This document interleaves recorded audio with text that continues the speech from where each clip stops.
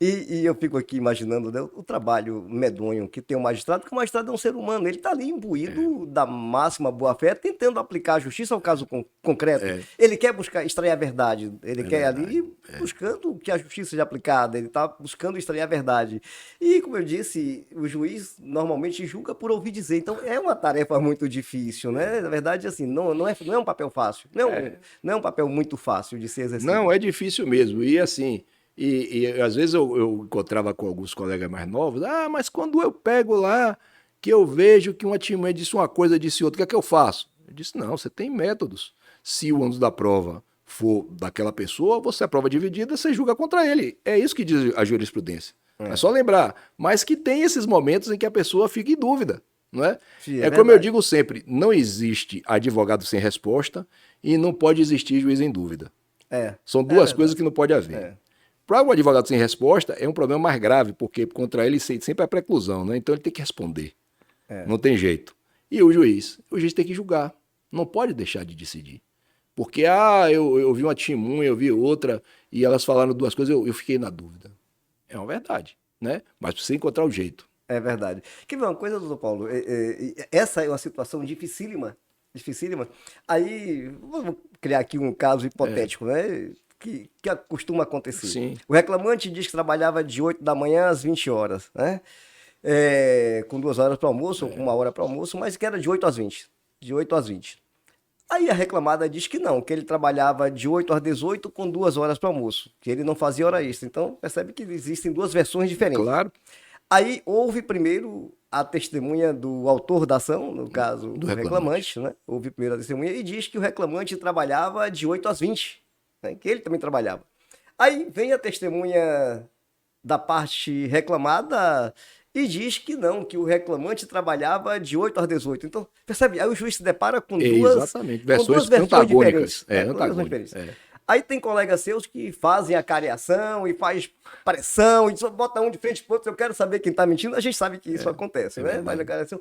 Outros não. Outros magistrados, eles vão pela distribuição do ônus da prova, de quem É, era a prova e etc. prova E por aí dividida. julga. É. Mas é uma situação difícil, difícil, né? É, sim. Agora, o juiz não pode ficar preso mesmo por causa disso. Ele tem que resolver. O trabalho dele é resolver, não é? É como se diz, é como eu falei uma vez quando me colocaram, foi uma vez só, né? Como examinador de um concurso de juiz, eu disse, olha, juiz que extingue processo não é juiz. Juiz tem que julgar o processo. Tem que superar as preliminares de alguma maneira e chegar a um resultado. Porque mesmo que aquele resultado não satisfaça a ambas as partes, é o papel do judiciário, não é? Lógico. Ele precisa dizer o direito. Então não pode ficar a parte esperando. Por exemplo, eu me lembro quando eu era advogado, uma das coisas que mais me angustiava era ver uma causa sem despacho, sem decisão, não é? Como é que o advogado atua aí? Eu vou virar então um pedinte que vou todo dia lá na justiça pedir ao magistrado que, por favor, decida meu processo? Não posso, não é? Ele tem que haver uma decisão. E mesmo que ela. E se ela for contrária aos meus interesses? Aí que eu entro, que eu trabalho. Eu vou aplicar um dos recursos que a lei me permite, não é? Eu vou fazer alguma coisa, não vou ficar simplesmente secando minha canela, dando direção do fórum. Não é verdade? É verdade. Isso aí eu sei porque eu já passei por isso. Eu fui advogado durante 8 anos, como eu falei aqui. Então, para mim, é a experiência que eu guardo sempre como lembrança, para que eu não seja o magistrado que deixou de decidir o processo. Tá aí a importância, doutor Paulo, do magistrado que advogou, né? Você conhece os Sim, dois lados. sim, Conhece os dois sim, lados. sim, Sabe o que é estar numa sim, posição e o que é estar em outra, né? sim. Então, acho que isso é muito importante, até mesmo para que tome certas decisões, né, na condução do processo, para buscar realmente a justiça ao caso Mas concreto. eu só faço uma ressalva, que uma vez eu vi um advogado dizer, devia ser obrigatório aos juízes serem advogados antes.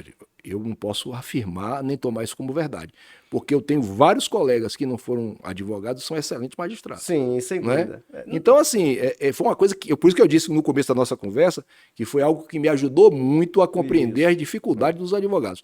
Mas eu diria assim, que não foi imprescindível para que eu estivesse nessa minha carreira. Não é Sim. imprescindível, não foi, mas que ajudou, foi decisivo em determinados momentos, onde eu via determinada coisa que para muitas pessoas poderia parecer algo ruim, eu vi exatamente como é. Ou seja, uma vicissitude, uma dificuldade da advocacia. Como é o caso, por exemplo, do cliente que conta uma tese diferente daquela Isso. que o advogado colocou na inicial na defesa. Não é? É. Quantas vezes, quem nunca passou por isso aqui não foi advogado, né? É. Eu digo sempre pro meu filho, que é advogado novo, não é que isso que na hora que você fica procurando o botão de sumir, né? Porque realmente a sensação que dá é a pior possível. Né? Você tá ali, você dá vontade, você vem cá, você tirou isso da onde, rapaz? E hoje em dia parece que criou-se uma cultura meio estranha de representação contra os advogados na OAB por conta de coisas assim. Realmente aí o advogado tem que se cobrir, né? Entrevista o cliente, é preciso que ele tome por escrito o que o cliente está dizendo, para que não haja surpresas no futuro, né? Para dizer, não foi isso que eu lhe disse no escritório. Pelo amor de Deus. É verdade. E acontece mesmo, o cliente conta uma versão e depois, quando chega na justiça, ele muda a história, se compreende. Mas você sabe que a psicologia tem explicação para isso? É verdade. Qual é a explicação? Olha só, quando a gente faz uma coisa da qual a gente se arrepende amargamente, a gente constrói uma barreira psicológica em volta daquilo ali e nós mesmos passamos a acreditar que aquilo não aconteceu. Então, o que é que acontece com essa barreira? Quando ela é exposta a um momento de estresse, e a audiência é um deles, né?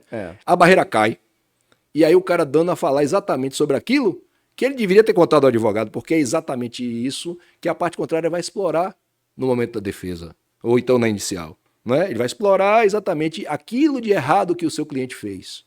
Né? Então não pode haver de jeito nenhum. Então como é que eu supero isso? É muito difícil, viu? Nem tendo poderes hipnóticos.